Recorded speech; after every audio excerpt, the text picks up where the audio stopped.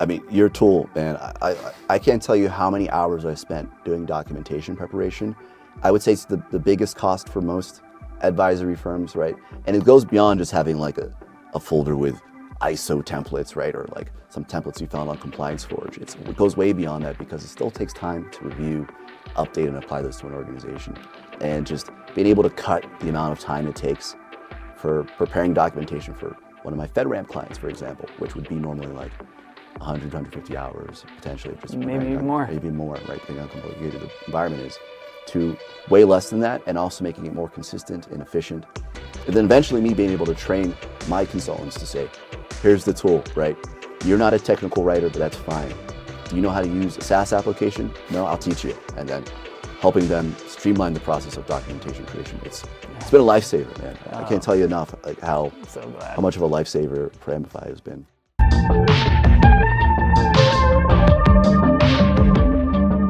Welcome everybody to the Paramify podcast. Welcome.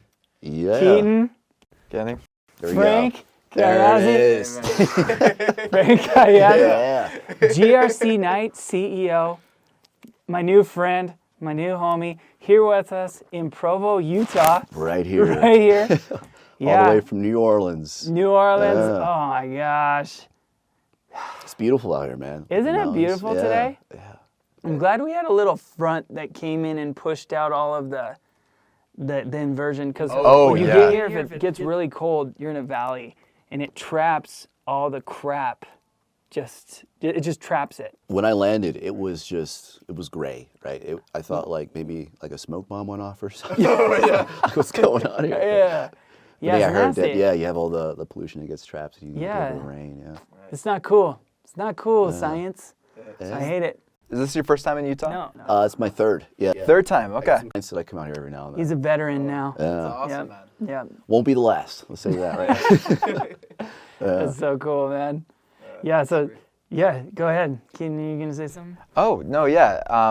Frank, just hopping right into it, man. I would love to hear just some of your thoughts about CMMC and CMMC 2.0. That's coming out right around the corner. Where to even begin, man? It's been like a huge waiting battle, essentially. I think this whole thing initiated in 2019 in terms of creating the cybersecurity maturity model certification for DoD contractors, right? There are 300,000 contractors for the DoD. You know, it's going from like the guy who does caulk for like friggin' buildings and stuff to all the way to like Lockheed Martin, right? Different sizes.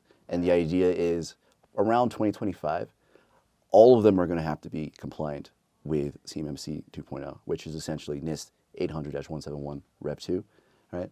Coming from DFAR 7012. I mean, there's so many acronyms and numbers and dates, but in a nutshell, all of these contractors are going to have to comply with CMMC 2.0, it's a NIST 800-171 framework, so it's a little bit of a condensed version of NIST 800-53, but specific for the protection of controlled and classified information. So if you think about the government might send you plans to make weapons, or they might even send you specifications to make like nuts and bolts, right? So you have to protect this information. You have to protect federal controlled information as well, so that's more of your contract information. The issue is that out of these 300,000, right, probably 20,000 of them are going to have to do an external assessment against CMMC L2, right? And the other lot, I think that's 180,000 if my math is correct, or no, 280,000 if my math is correct. Yeah. Yeah, that's good math. Yeah. Good math. Math is hard. It is. It is hard. So hard. It's easy when you're in school, right? Because you're thinking about math and you're doing math. But when you have calculators everywhere, it's like, yeah. You seem like you were good at math, man. I wasn't bad. Yeah. Well, because you said it was easy in school, and I'm like, Totally relate. It was easy. I mean, my hard subject was English. Like, English was like anything that had to do with reading like super old literature. I couldn't do it. I'm not gonna lie, I was spark noting it most of the time, unless it was something like Catcher in the Rye, which is a little bit of an easier read. Right? That's a good one. Like my mom. So let's just go off the trail already, right? Like my mom. She's like totally ADHD, man, just same as me. Like, and so she loved my writing because it's like, I'm going to talk about this and then we're going to go off here and then I'll just like go off on a tangent. And my mom goes, this is a great essay, Kenny. I'm like, yeah. I'm like, can you just like proofread it? My dad said, man, I like it. It's good. And then I would get like a D-. Well, as long as your parents like it, that's all that matters, right? You I know, yeah. The education system. Don't get me started on the education system. Structured learning. Okay, so like quick side quest that we went on, right? So, okay, so you mentioned we got the 280,000. They're still going to have to do something with CMMC. Self-assessment, yeah. So they have to do self-assessment. Yeah, and imagine Put going your right to hand over your heart and say, I swear that I did this comply with. yeah. If only it was that easy, right? Yeah. Imagine doing that like 110 times, also including all of the objectives, the 7171A objectives. Yeah, the right? little Parameters. details, right? The little parameters in there, man. Yeah. I guess that's essentially what you're doing with your SSP, right? You're saying, I swear that these controls are in place. I swear. Yeah. I swear they're totally there. Yeah. Yeah. But the issue is, like, imagine giving that, like, I'm working with a 6-person manufacturing company. They make some sort of part for some sort of secret. Okay. Maybe it's a weapon, maybe it's a computer system or something, but they make this part, and they have to comply with all 110 practices of CMMC 2.0.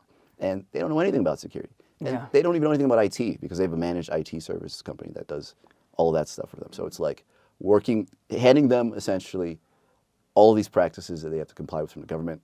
They're like, I don't know what to do about this. Right? We have this contract on the line that's a couple $1 million, and we got to do this. So there's definitely some sort of cost benefit to going for a CMMC 2.0 because you have to, first of all, to get contracts. So yeah, it's a little bit of an issue too because there aren't enough auditors for CMMC, right? It's like out of those 20,000 that have to be assessed against CMMC 2.0, Yeah. there's only a handful. It's so new, only a handful of folks that can actually do these. Well, like the rigor is going to be similar to like what it is for NIST, like 800-53. Oh, yeah. You know, the rigor in like auditing. I mean, auditing is like controls. Yep. They're either working or they're not. You can't be like a little bit pregnant. Right. Right. That's a good. Right. It's an operating control or it's not. Yeah. And so that's really tricky because you can't just say like, oh, why don't we just like dilute the rigor required in an audit? It's just not going to happen. Yeah. Right. So you're just going to need. I mean, it's going to be. So we have. Anyways, the reason I said that was because you have just around like almost 400 FedRAMP systems. Pretty soon. Yep. Pretty soon.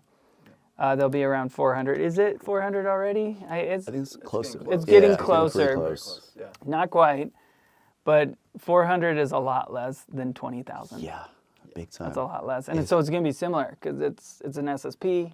Yep. The controls are very similar. And then with Rev 3, so when does Rev 3 come into?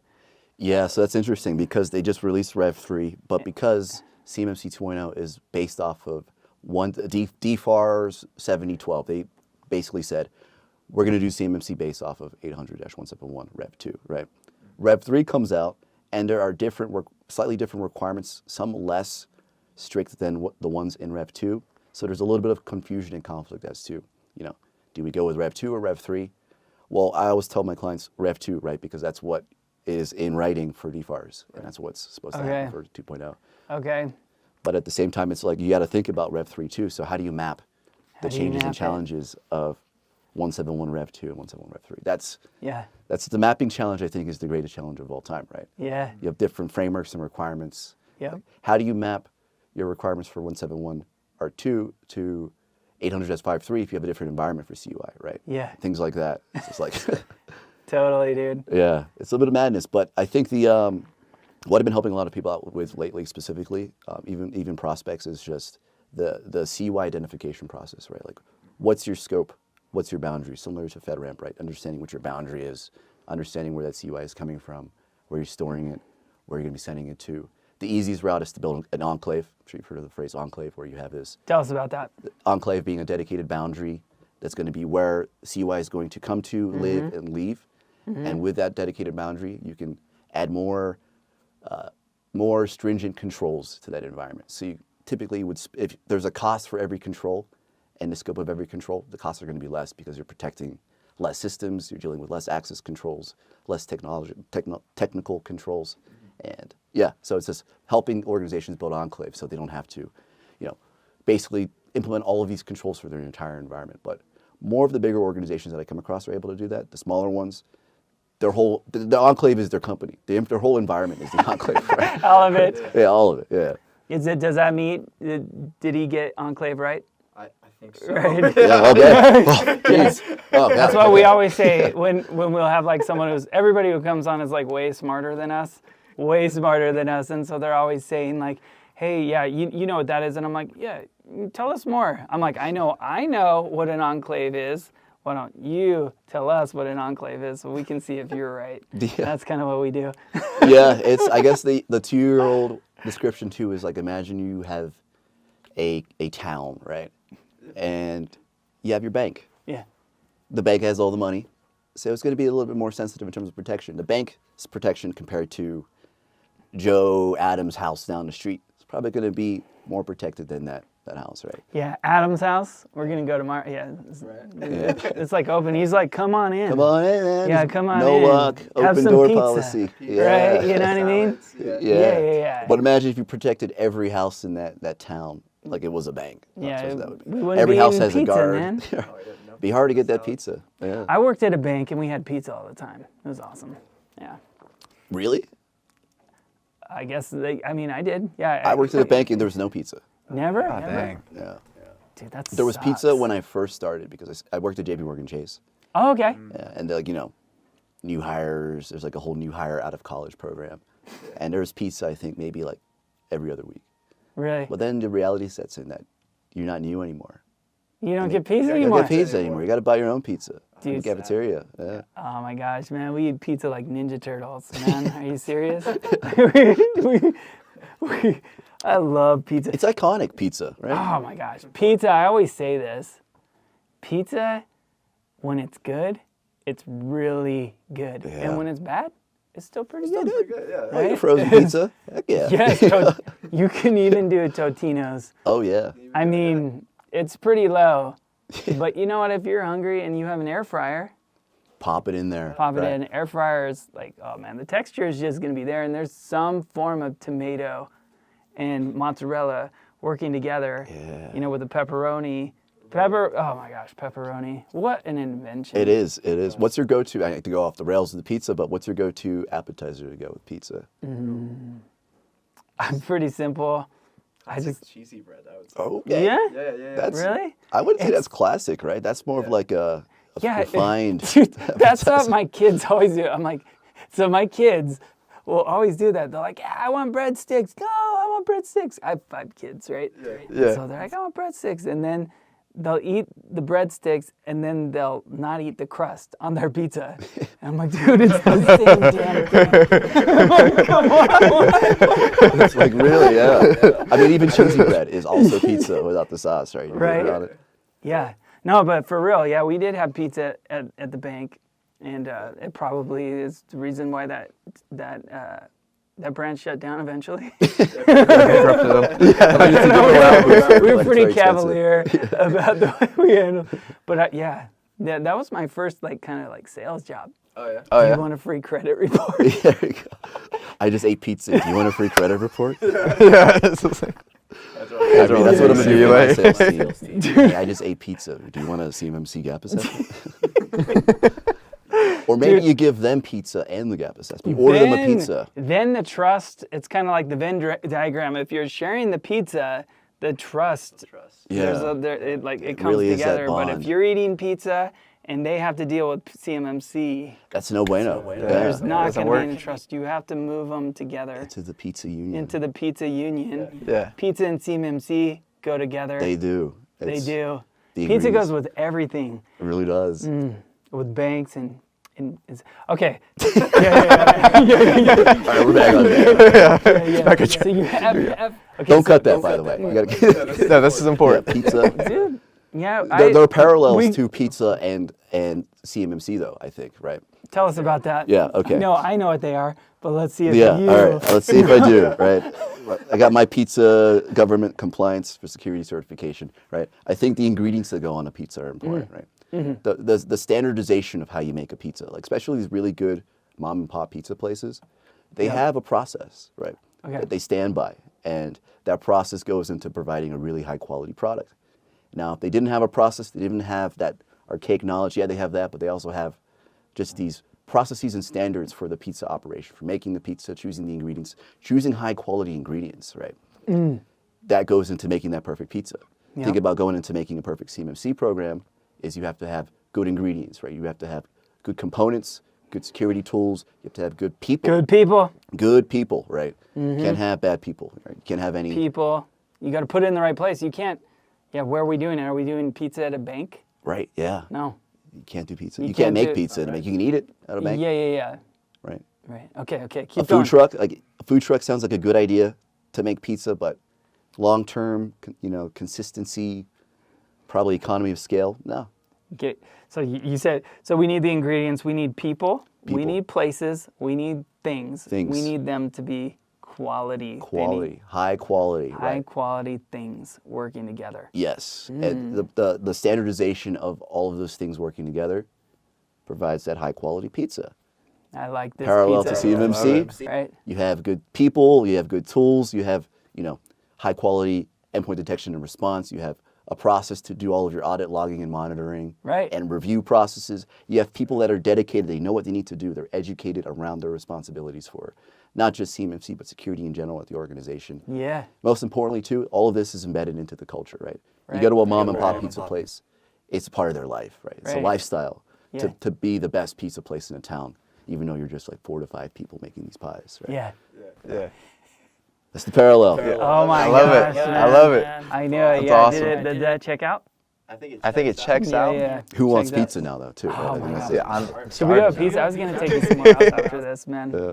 Yeah, it's a really good place. We're gonna go. We'll talk about it soon. Cool. It's good. It's good. Well, yeah, the data classification thing is huge, right? And I come from a background of, I have a really strange background of, like, I did privacy for a bit. I was doing a bunch of GDPR stuff. Dude, that's terrible. It's Just kidding. Just kidding, Elisa. It's Just kidding. it's Just kidding, hard, June. but it doesn't have to be, right? That's my thing, right? People Right. say, "Oh, GDPR, I don't know what to do for that." Yeah, People are so- saying the same thing about CMMC, and there's similarities to GDPR and CMMC because they're both frameworks or regulations that really care about a specific type of data, right? The protection of the specific type of data. Okay. For GDPR, you have to do a record of processing activities. You Mm-hmm. have to understand how are you processing data, where is it coming from, where it's going to, how are you protecting it, and if there's any sort of territorial regulations, legislations that you have to apply to for nuanced protections, right? CMMC, CUI, same thing, right? Mm-hmm. Where is it coming from? Where is it going to be stored? Where is it going to be going after that? And how are you protecting it? These nuanced regulations and frameworks really care about the protection of these specific types of information. Right. And I just think that translated pretty perfectly for me when it came to CMMC, where Totally. people are like, I don't know what to do for this. Yeah. I have no idea. Let's find an expert. Well, yeah, I've worked with that sensitive type of information with really strange but also important requirements for protecting it. Yeah. I think it translates perfectly. Yeah. I agree. It's you can't have privacy without security. Yes. Right. Yeah. You can't have it. It's really interesting, the whole like GDPR, this whole discussion. I know it's probably been talked about several times, but the way that Americans think about privacy, we just like don't care, right? Some people do. I think Yeah. more and more it's kind of coming into vogue, right? But generally, most people are happy to give away all their PII and just like fine. I mean, out of because of all the benefits you get from Yeah. doing it, it's like just really easy. There's trust, but when Free you apps, have right? but Free. like free apps, right? When you're the product, I get it, but when you have the devastation that happened, like in Europe, right, at the early part of last century to mid-century, in just all the oppression that continues to happen in some pockets, right, of the Yeah. world, like you're a little bit more worried about what the police are going to do, right? Right. And what governments are going to do, and so you want to protect that, and so GDPR makes a lot of sense. In Europe, big time, In right? Like, Europe, think about it like makes World a War lot of II. sense. Yeah, it's Absolutely. like Yeah. Yes. I hate this. I hate this sort of paradigm we're in, where a catastrophic event leads to Yes. governance, right? It leads to people actually putting things in place to do something about something like privacy, right? Human nature. Cybersecurity, for example, right? Right. It's always takes a big incident or breach for Yeah. a major company for people to wake up and say, oh yeah, Solar winds, right? SolarWinds. And so now, Xfinity, Xfinity data breach happened a couple days ago, or happened in October, Right, but it didn't but- come to light until Yep. like Huge. 2 days ago, right? Yeah. So and now it's important. Yeah. What's it going to take for the U.S. to be serious about privacy?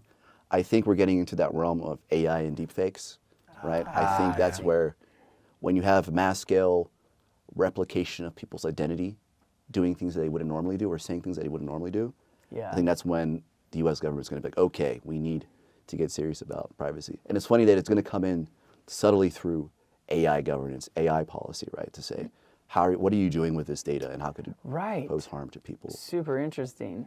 Yeah. That's super cool. So Frank, all right, so you do have a pretty,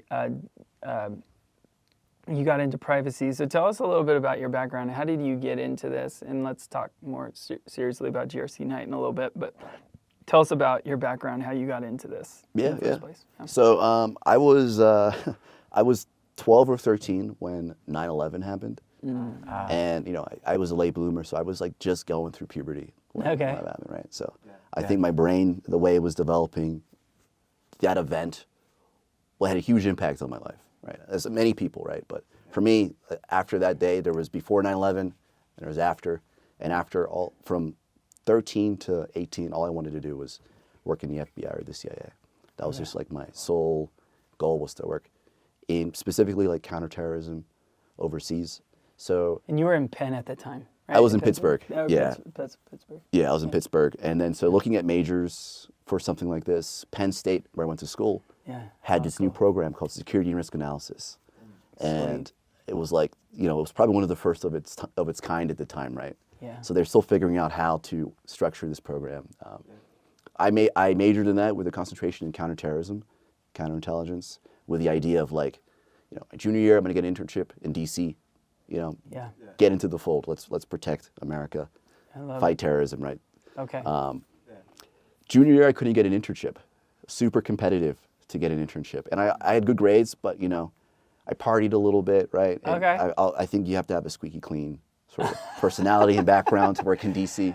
No offense to anybody that's in DC, but I couldn't get an internship when I was a little bit discouraged. That's like the last thing. Anyway. Yeah.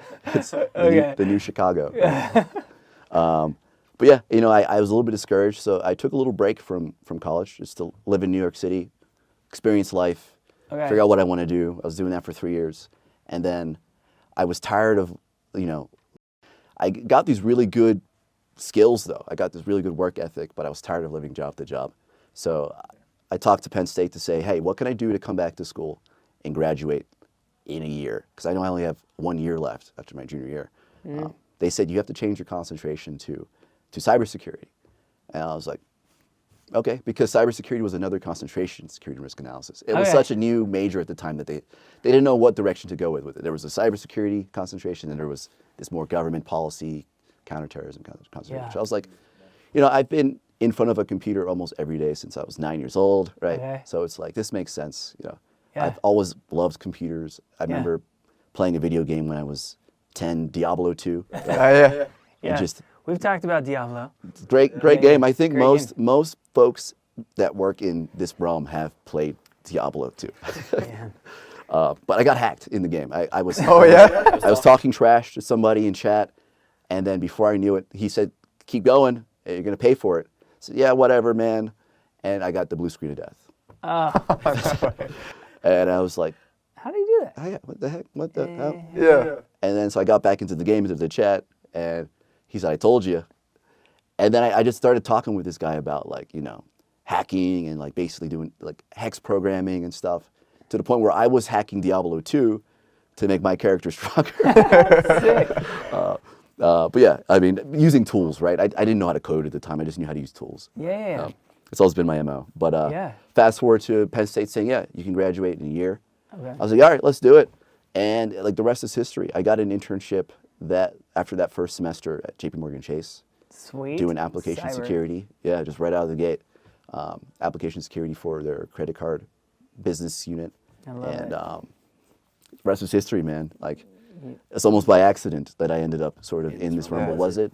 But was it? I don't think know. so, man. I have no idea. I mean, to me, perfect, the perfect background. I think it's good that cybersecurity professionals have that kind of holistic background, because to me, I'm like the worst fit for cybersecurity. You would think. Why do you like, say that? Wait, why? I would say that because, like, I mean, I hated it. Always heard I'm like, I hate this and I hate that. Yeah. But I love it at the same time because I like what, like, kind of like you, I like the ideals of cybersecurity. I like what we're trying to do. We're trying to protect things that we care about. Yeah. Right, but it's really hard to do. It is. It's really hard to do, and that's what I don't like. I'm like, dang. It's just like, dang. It's like takes a lot of work, and you don't.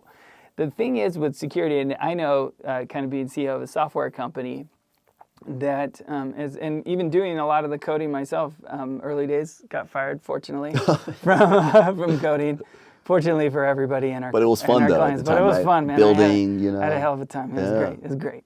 But I understand that a security feature is something that you don't see. You don't see it. Yeah. You have no idea that it's actually secure because you only know when it breaks stuff. And security and like development, they're almost at odds. Yeah. Right? They really are. And so the good professional is going to work on how do we align it. And so I got my start like looking in like, hey, dude, I can't be the only one that hates this. I mean, my job, I'm doing consulting. I'm like, I don't like it. I don't like me. I mean, I wouldn't want to. I wouldn't. You gotta be easy on yourself. Yeah. I'm like, I wouldn't want to be like getting asked these questions. And so, I mean, I would, I try to put myself in their shoes and say like, okay, what is the shared objective? What are we trying to do here? And so that's where I've actually become, a force, like, a force for good, right, for cyber, right? It's like. So I love like the background where that you explained. You went and tried different things, and what I'm getting is a very human focus. Oh yeah, I would say the biggest like thing that has helped me be successful in this realm was being a barista, or like just being a personal trainer, right? Yeah.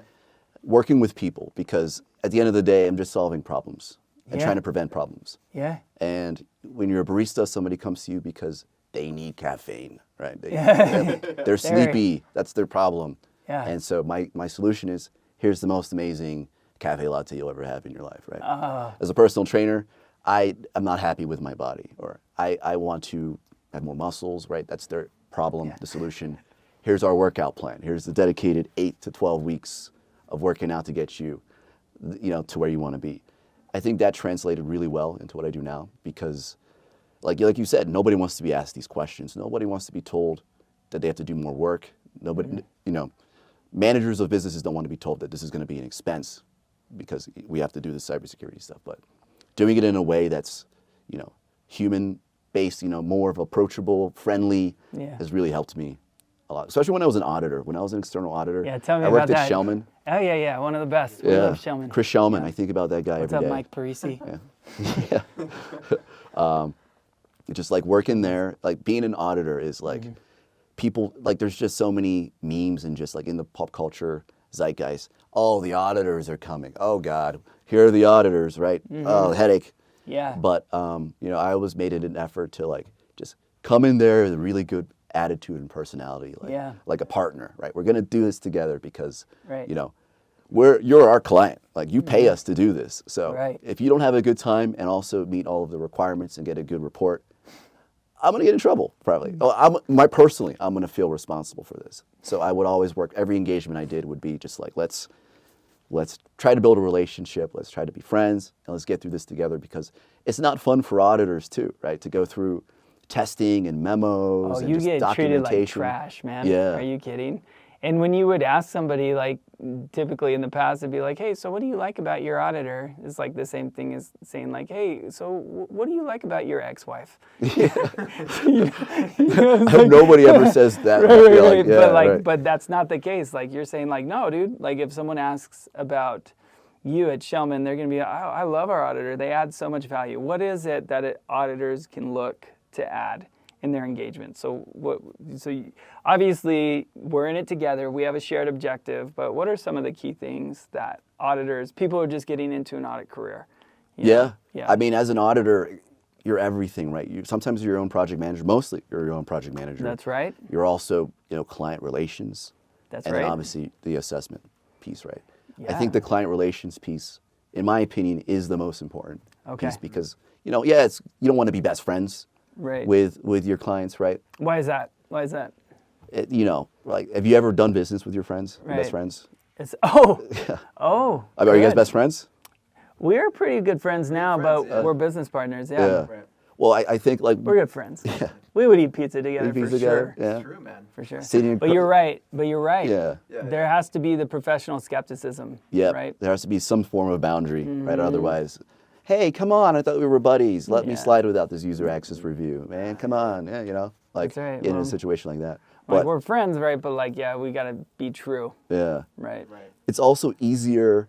Like if I'm a client, it's easier for me to listen to and give stuff to somebody that I like. It's just a fact, right? Versus somebody that I don't like, maybe I'll be a little defensive, right? If I don't like how you're approaching me and asking me in a really not so friendly way for evidence, maybe I'm going to be defensive, right?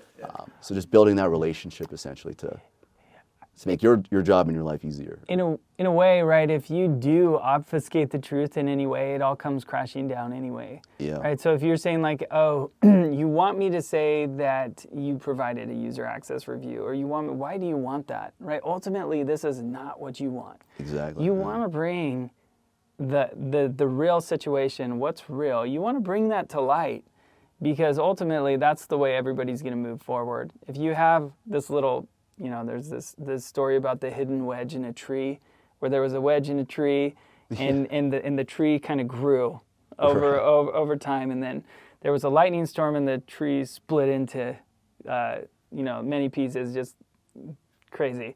But what was noticed was there was this little wedge, right, a railroad wedge that was in the tree, and I feel like if you obfuscate the truth, if you skirt over those things, ultimately it comes falling apart, right? It does, yeah. Oh man, some of the funniest. It's kind of a comedy of errors though, like being in public, in a public auditing firm, right? Yeah. So I was PwC, right? Some of the things you see, right? I'm not gonna say any specific client, right? But there were those times when we're like, hey, this access review looks like the same access review I just looked at from last year. Like you bore him. The dates changed though. Come on. Huh? That's the same. So you bring it up, and we have the same users. Yeah, they give you all kinds of excuses. Yeah, and I'm like, wait, no. And so you bring it up, and then like people get fired, and you're like, oh, sorry, Oops. sorry, but really that person wasn't happy in their job. Yeah. Right. That person didn't want to do it. Right. And so I mean that's the responsibility they have. Right. So auditors are really important. It's like that last rung. And for me, I talk about this a lot. If you want to get into cyber, go join an audit firm. Probably easiest entry point in. I mean, most of the folks I worked with at Schellman didn't have like a computer science background. Most of them were like accounting. Right? Okay. The ability to pay attention to details and ask questions, which was a good and a bad thing, right? I think. But the good thing about Schellman too is they did have a diverse population of people. Like some people weren't even from tech, but were great auditors because they just were able to learn quickly, pick up on stuff very quickly. Yeah. They'd be like, we'll ask Frank for that one, that kind of thing. Yeah. But it's the easiest way in, right? You could probably get the question asked all the time, like, hey, my cousin wants to get into cybersecurity, like, what can he do? And I have like a whole email template of like, yeah, here are the certifications you want to go for, CompTIA Plus, security, CISSP. There's this junior cybersecurity certification that ISC2 does now too. Oh, cool. That I've recommended to people. Supposedly it's hard. Is it? Yeah, so it's not CISSP hard, but it's... I think my CISSP is about to lapse like any second now. Right? Like I think next year sometime. Yeah, I probably won't. That's like the one thing, like, you know, I've been fortunate to have like this wild memory when it comes to like just... Yeah. I never had to really study in college. I'm same. Yeah. As well? Yeah. So I just, go to the test. I already know all the answers. It's in my head. Yeah. CISSP was the first time in my life I had to actually like study for a long period of time. That's a thick book. Yeah. I studied it. But when you read it, did you feel like, to me, when I took it more than a decade ago, right, I was like, oh, I like this. This is cool. I like this. It felt real. Yeah. Because I had the experience by that, because CISSP, the good thing about that is the experience requirement, right? And that's really what it is, right? It's, yes, there's material in there, and that's important, but really what it is the experience, because there's no substitute for experience that matters. I wish that there was a requirement, not to give people more stuff to do to get the certification, but I wish there was a requirement where you could write like a little essay or case study of like your experience, like a project that you worked on, something that, an incident that you had to respond to. Sure. So that there's a little bit of that involved, because it does feel a little bit of like, here's the material. It's very structured in terms of an education process of like, here's all this stuff that we think you need to know, and some of it is archaic. I know there was the update a couple years ago of it, but like having a little bit more of a personalized, like you have to write a case study, and maybe somebody that's already a member has to review and talk to you about it. Like, man, that sounds like a lot of work. I'm like, sorry if they do implement something like that. I mean, I didn't mean to give more people work. Well, it would add to the meaningful, like, because there are like so many stickers that people get. Right. Companies get stickers, suck to, like, you know. Yeah. And they become kind of meaningless, but it really is that was a really difficult exam, so I did have to study for it a lot. But I got excited when I took it. I was like, man, I really love this stuff. It's real. So to me, I do think, just to touch on that again, audit is a great way to do it, because if you do come out of college and you go straight into a SOC, right, or you're doing like, and you're just like looking at tickets and like, looking at whatever the computer gave you for like a response, and you're just marking things false positive, that's okay, but it's really, really low level. With audit, early on, you get everything. Right. And the work you're going to do is going to bubble up to management. So the work you're working on is important. There's serious budget. And the other thing is you get the air cover from your seniors. Yeah. Right? You get the air cover from your seniors, so you're allowed to be a complete ignoramus moron. Yeah. Right? Yeah. In the area, and be like, you're just like, why do I need to do that? Why is that important? And so it's a super difficult job. It is not easy. It's not easy. It's not easy. No one picks it. I remember I talk about it all the time. I'm like, why did I do this?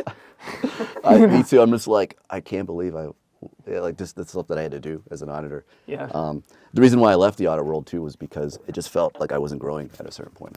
You do audits all the time, you get good, and then I feel like there's a ceiling of either you go into management, you go up to that, you try to make it up to like the principal manager, level, partner, right? Yeah. Or you just get you have a life outside of that that you love, and you're just going through the motions to get to that life. That's not you, man. For me, I was just like, I just need something. I went back internal, but I will say best business education I've ever had in my life though was being an auditor. Like when you audit 300 different companies and see how they operate internally, like not just from a IT security standpoint, but from like just how do the staff interact with each other in their office? Yep. How responsive is leadership to when you're doing something like ISO, management review of an ISMS, right? Mm-hmm. How connected is the leadership actually to the things that are going down low or below, right? I think it's just beautiful educational business. Oh man, that's well said. I'm so grateful for the people that gave me that first job, and the feedback, because it was like a really high performing company, right? The feedback is really important. Oh yeah. Super direct, and I'm like, dang, I got a lot of work to do. Right? I wish I had more of that. I mean, Schellman was a pretty chill place. I mean, it was very serious in terms of our processes for audits, but it felt more like a family. Oh. And when somebody did have to tell you something bad, it was like, it hurt, because it wasn't often. Right? They trusted you to do a good job, and normally you did do a good job because they were good at hiring. But if you didn't and they had to correct you, then it was like...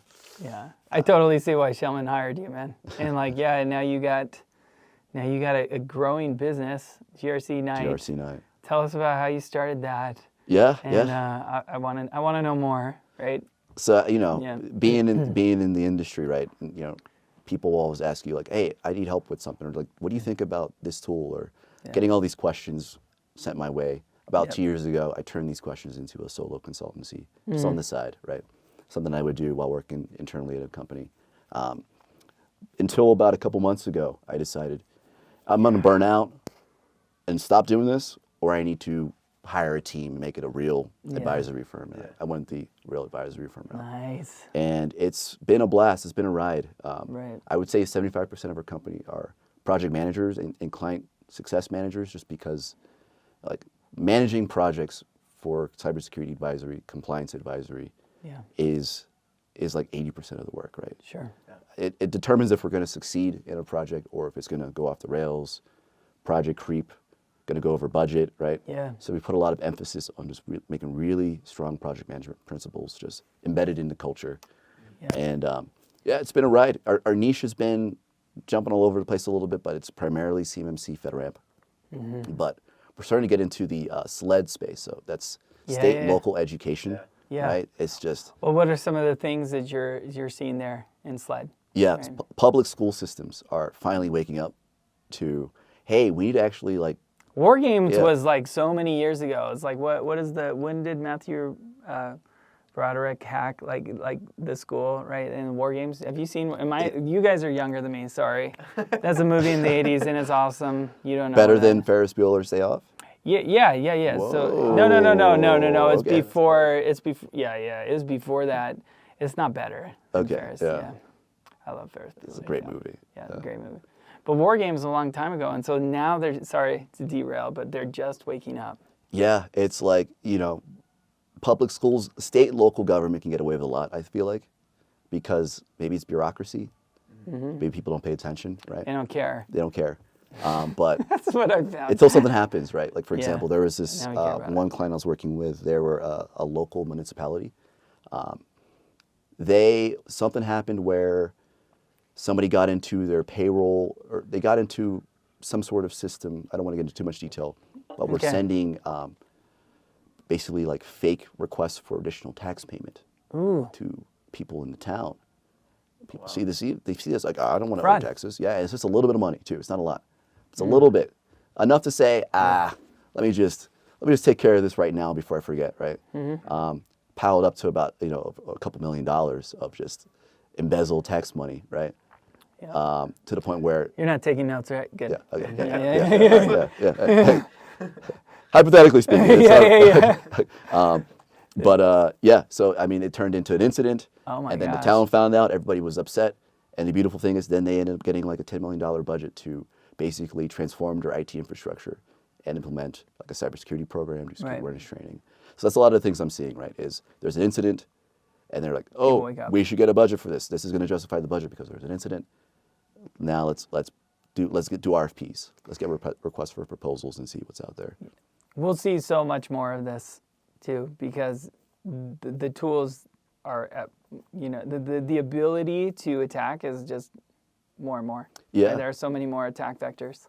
Yeah, think about like transportation. I'm working with a city transportation organization. I'm not going to say who. Yeah. But it's like when you ride a subway somewhere. It's not New York, by the way. It's not the MTA. Yeah. I wish. Sure. You ride a subway somewhere. Soon. Yeah, soon. Yeah, MTA. yeah, I have no- MTA. Yeah. You ride a subway somewhere, you're not thinking about like what's the sort of technological infrastructure behind making this whole system work, right? Yeah. But hackers are. They're looking for opportunities, right, to just destroy CIS, critical infrastructure, right? Yeah. And so the areas that are mislooked are definitely like public school systems, infrastructure for like transportation infrastructure, and then also like local government, right? Yep. On the flip side, though, there are also the ability to scale a security system is a little different these days, right? Oh, yeah. Like you have more tools at your disposal where you got this actually. If you think about it, not so much from a technology and technology perspective, if you think about it from more of a strategy perspective, you have a chance to win. You do. You do. So tell us a little bit about some of the, because you described yourself to me when I first met you as like a SaaS power user, right? Like I am. So you're using the different tools. So tell us about that, like about that approach. Yeah. I mean, just to give you some context too. I remember trying to do this whole consulting thing like 5-6 years ago, and talking with Alien Bolt. Remember Alien Bolt? AT&T bought them. Yeah. And I was like, all right, I'm going to try to see if I can get like a partnership with them to maybe start my own like managed SOC or something. The entry fee was crazy for me at the time, right? It was like it was I could not afford to start a business with Alien Vault AT&T. And there was no other providers like this that were helping out MSSPs. MSSP was like not a thing, I think, like 8 years ago. It was mostly just MSP, right? Yeah. And nowadays, it's like I'm a reseller of all different kinds of tools and products. I'm a partner just because it's so much more accessible. And because it's so much more accessible for me, I make it more accessible for that small IT department at that one school or that local government agency with the two-person IT department that they're both like 80 years old and don't really know what MDR is, right? This makes it a lot easier for me to deploy these tools. But GRC platforms, right? There's so many different GRC platforms out there. There's a few, huh? Compared to like back in the day when it was just like Archer, that was a pain to deploy and implement. It's really hard. Nowadays it's a little bit easier, but it still takes expertise, right? You have to have, I'd say it's expertise plus tools equals the solution. Yeah. A lot of companies will go into a GRC tool by themselves and say, yeah, we got this, right? They say it's easy, they say it's automatic, it's instant, and then they realize that 150 controls, I don't know what to do with any of this, right? Yeah, overwhelm Yeah. sets in really easy. They get sold an outcome. Yeah, They right. get sold an outcome, and then it's like, oh, you mean actually?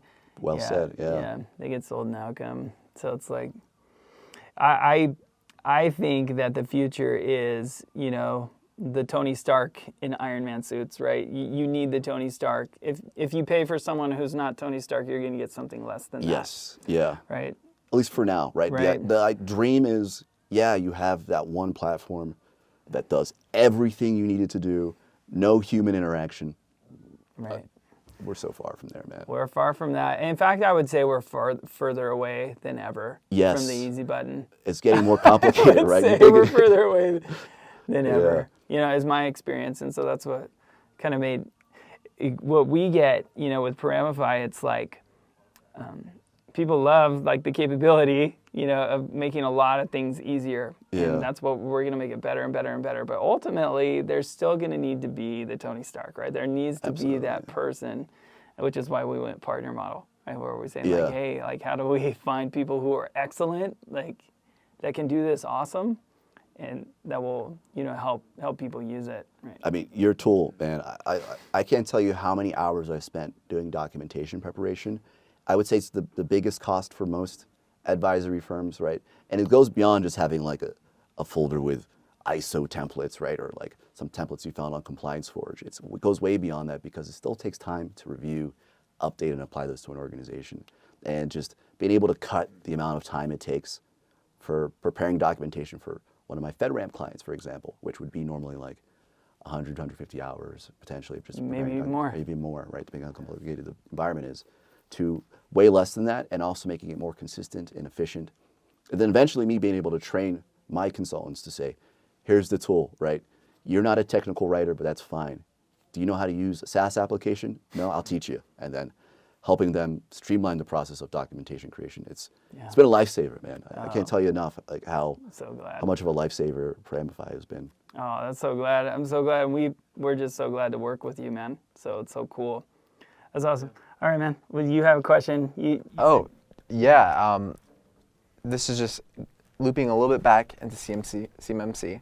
I'm just curious if you could give like a really high level kind of overview of the difference between CMMC and CMMC 2.0 for those of our listeners that maybe they're just dipping their toes into learning about this stuff. I think of it as like CMMC, like nobody says 1.0, but I was like, okay, let's figure this out, right? This is what we think the program should be for the Cybersecurity Maturity Model certification.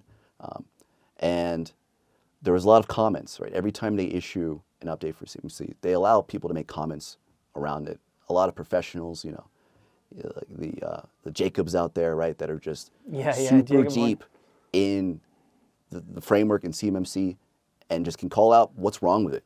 A lot of professionals are doing that, so there's a lot of revamp after the comments come out because the people that are making CMMC, experts probably, right, but at the same time, it's not a big team, right? It takes a village to determine how to protect it, not just one chieftain or one fire maker to say this is how we're going to do it. It takes a lot of collaboration and sort of like town hall-esque communication with each other to say this won't work for all of us. This is crazy. Nobody's going to be able to comply with this. Or this is not enough potentially as well too. There's some comments that say, I don't know, this seems a bit weaker than the last version. So 2.0 came out as a, let's try this again. Let's revamp it a bit. We're refining it. And then even then, there's going to be probably updates as we go along with like the Rev 3, how are Rev 3 and Rev 2 going to communicate together when it's actually issued. The issuance of CMMC 2.0 is supposed to be sometime this month. They say Christmas. Yeah. But every day we're looking at the Federal Register, refreshing, and just thinking like, is it Jacob had an awesome. Is it out yet? What was it today? He had an awesome meme today that was incredible. Jacob Horn, I'd love to get him on sometime. Or Yeah, he's great. I'm like a secret fan of his. I've never talked to him. I've just been following him for a while. Let's make this happen, Jacob. Let's make it happen. We'll get him. He's hilarious, man. Yeah. And their podcast is great too. Yes. I mean, There's so much good information. Yeah. Yeah. But I think the issue though is, those guys are so deep in this world that I think it makes it more complicated for people that don't know anything about CMMC 2.0, right? It's hard to relate. It's hard to relate. And ultimately, people have to do security. They do. Ultimately, it's the people. It's everybody Yeah. at the company. It's everybody has to know, hey, I shouldn't click on those random links. Right. Like everybody has to know because that's where attackers are going to go to the most vulnerable spot. In football, if the star cornerback goes down, guess where that ball's going? It's going right there, man. Yeah. Every time. Absolutely. Right? Because people are going to exploit weaknesses and attackers, that's what they do. Yeah. So ultimately, you're right. I talk about this all the time. It's people that have to do security. Yeah. And so if you're talking on a platform, and people can't relate to you, I think this is a big problem for security. It really is. And that's like the biggest problem I'm trying to solve is translation. Right? It's a different language that people are speaking in my LinkedIn feed, right? It's all the experts in FedRAMP and CMMC and just general cybersecurity that are speaking a language that I know as insider knowledge almost, but like the customers that they're trying to reach, their clients that they're trying to reach, have no idea what the heck they're talking about. So my big mission is how do I translate it, dumb it down? How do I just be the middle person to say, that's what the experts are saying. This is what you need. Because me, myself, I'm definitely not as deep of an expert as Jacob Lord, right? Or Jacob That's okay. Horn. Yeah. That's okay, though. And I don't think I have the time.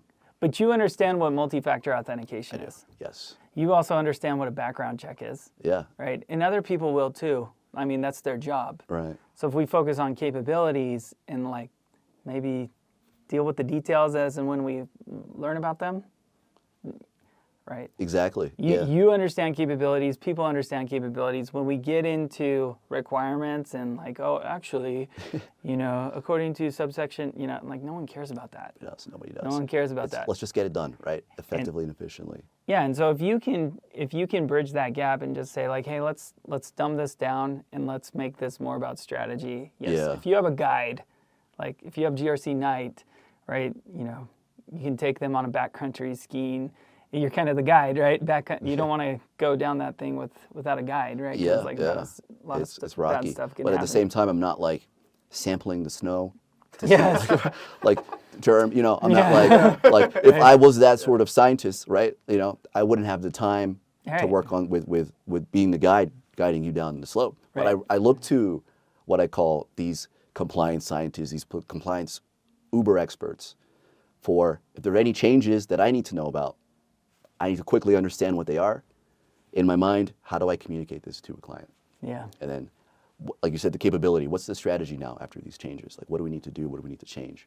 And so it's a very agile, mobile role that I'm in I love it, man. And I got it from GDPR, right? Yeah. Getting into it when GDPR first rolled out, I think it was 2018. Yeah, huge. Nobody understood what they had to do for it. Even lawyers, right? I would say it was easier for me to explain GDPR to a non-lawyer than to a lawyer. Really? Because privacy law is a nuance, right? It has bits of security. There's obviously the privacy element. There's business-related elements too, like how you deal with your customers if they have a request for something related to their PII. It's just really multifaceted for a lot of lawyers at that time to really understand. I got to work with awesome people on GDPR. People were excellent. So Elisa was the CPO at Adobe Oh, yeah. at the time, and she was just like incredible, an incredible leader. I knew a lot about it, and she was really good at teaching people. Yeah. Her focus was, how do I help people understand, Right. you know, what we're talking about? And she was just brilliant. I hope she's probably doing awesome still, but like, yeah, if you can learn from other people that make it relatable, It's the goal, great. right? You Right. know, education, right, is so huge in Yeah. a lot of what we do at GRC Night. I love it. I'm so glad we get to work with you. Yeah, Right? yeah. This has been a blast so far. Right? Yeah, It's just- it's gonna get I don't better even and know when better. we first connected. I think I was just looking for a solution. That's probably A Google ad, Yeah. right, or something like that. I don't know. Probably. I'm so glad you did, man. I'm so glad we got a chance to know each other. Okay, man. So it's still 2023. Yeah. So we're still just gonna ask this. Okay, in the fellowship, who is your guy in the fellowship? I listened to the podcast, so Yeah, I yeah, thought yeah. about this question, right? Okay. And I must disclaim, I've watched Lord of the Rings a lot. I've fallen asleep more times than I finished any Lord of the Rings movie. It's okay. I've gotten the best sleep of my life watching, like, Yeah, me and my friends growing up, we would have like marathons to try to get through. you can do it. Even one movie is a marathon, if you think Even about when you were Intense, young. yeah. it. Yeah. Think about when you're like older, man. You're probably never gonna finish. I've been having trouble sleeping lately. So Okay. I might start rewatching Hey, Lord of the Rings. there you go. I got the perfect solution. Yeah. Sleep apnea. Here's Lord of the Rings. here's the extended versions. Yeah. Right. Legolas. Nobody said Hey. Legolas. Have you- Let's go. Yeah, that's my guy, man. Yeah. Why would everybody's like Aragorn, right? Just the leader. Yeah. But Sorry. I'm a weird, nuanced guy. I've always been a little bit of a black sheep anywhere I've been. Okay. I've also been like secretly, like, I like to think this, secretly extremely effective Yeah. at taking things out. And I feel like Legolas is He is good. being that, right? Yeah. And the way you guys mount horses Yeah. Yeah. comes up every. Exactly, yeah. I just love it. Yeah, yeah. This never gets old. It never gets old.